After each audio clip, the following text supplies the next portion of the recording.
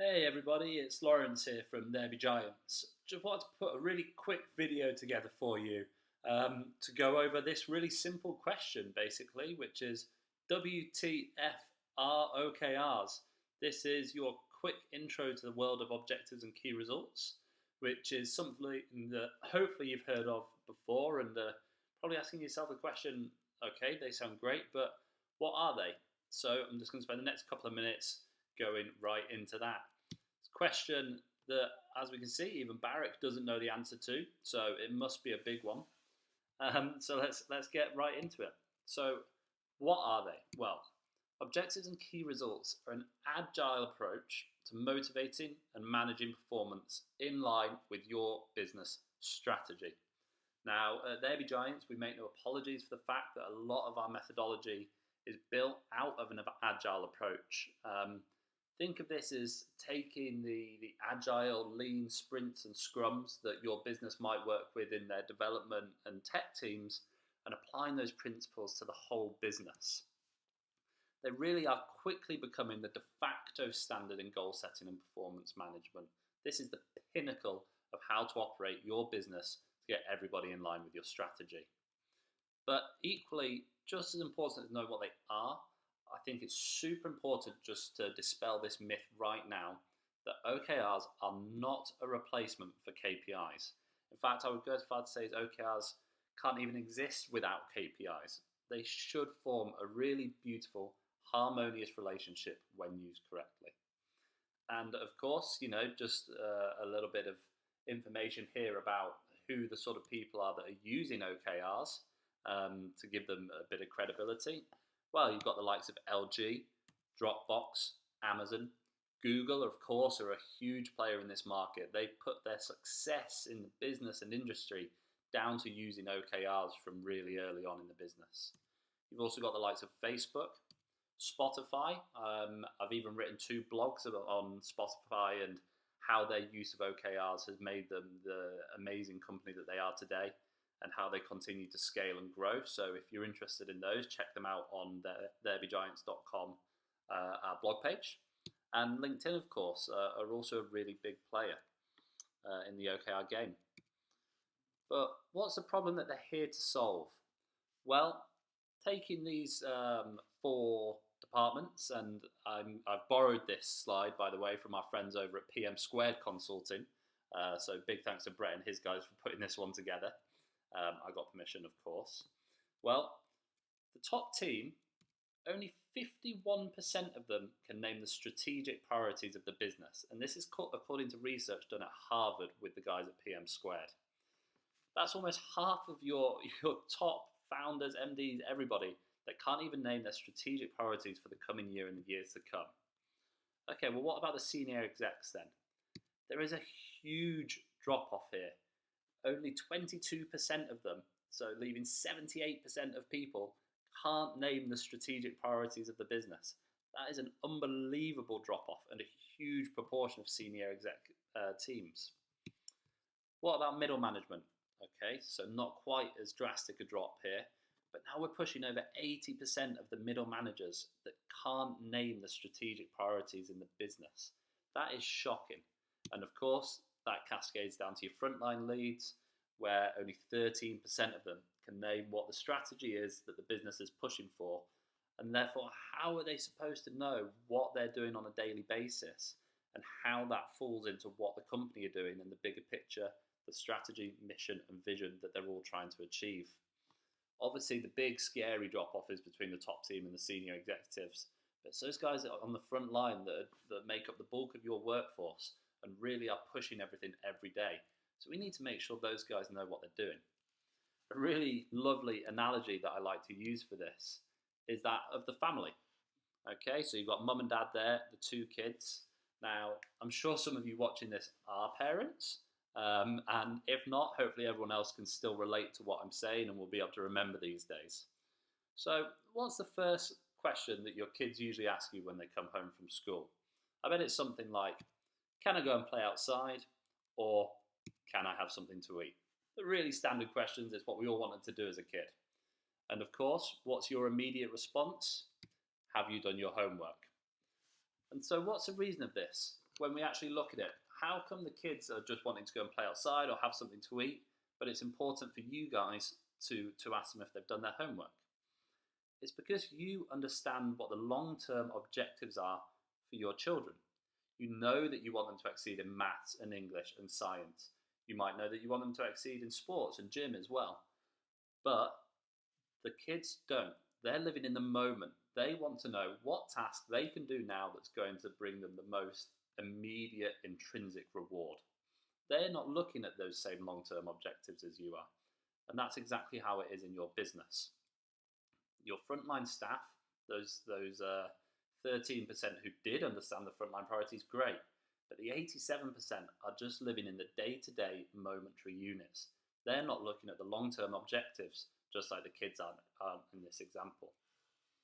So what sort of level in the business do OKRs sit at? Well, and this is borrowed again from our friends at PM Squared, you have your mission and vision at the top of the pyramid there. You have your strategic goals as the next level down, your objectives and your tactics and your tasks.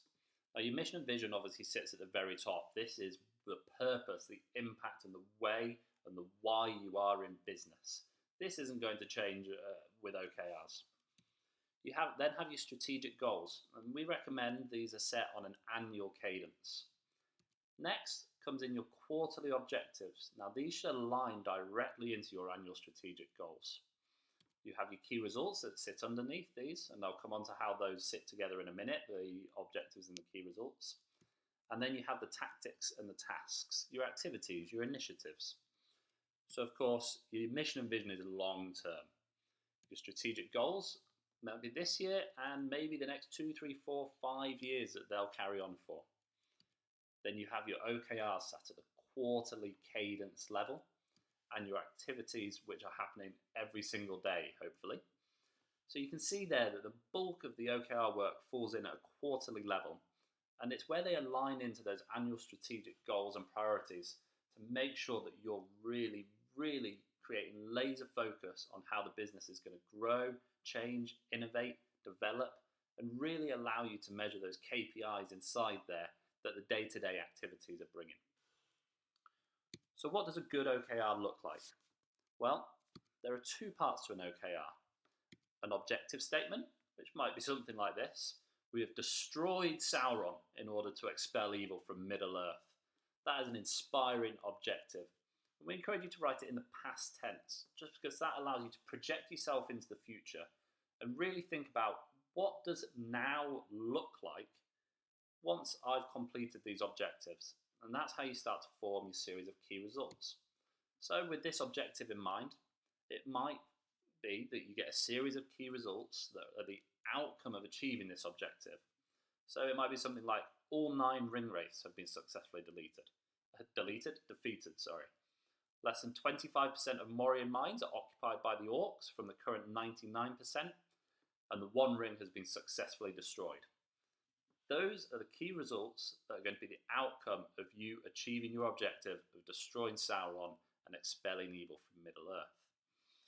Hopefully that makes sense. OKRs sit together. You've got your objective statement and the key results that sit underneath that. It's really, really important.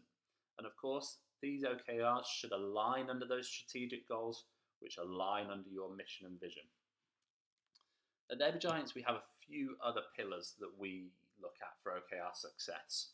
So I've just really briefly touched on crafting there. Usually when we talk about crafting, we'll do a 2-hour workshop on it, but time permits. Next, we talk about cadence. Cadence is king. This is about the routines that you're building in your company. And I mentioned the agile principles of sprinting and scrumming at the beginning of this video. We really encourage you to use those same principles on a bigger level in the business.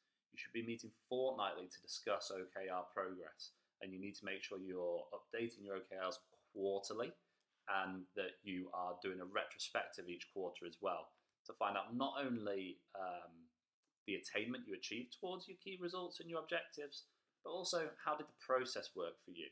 And feel free to adapt it. OKR is an open source framework. There's no right or wrong way of doing it. Systemization is something that we hugely encourage. Getting an online piece of software to to really monitor and record your OKRs. One of the big things about them is transparency. Everybody in the business should be able to look up those OKRs for anyone else in the business. And it's really hard to do that if you haven't got a formal system in place.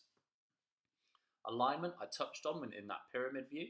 So of course, everything should start to align together. That's what achieves real growth and focus behind those strategic priorities and the mission and vision of the business.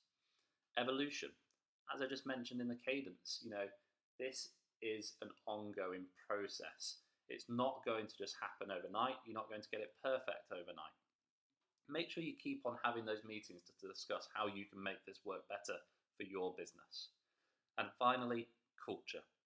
Culture is so important for the success of OKRs.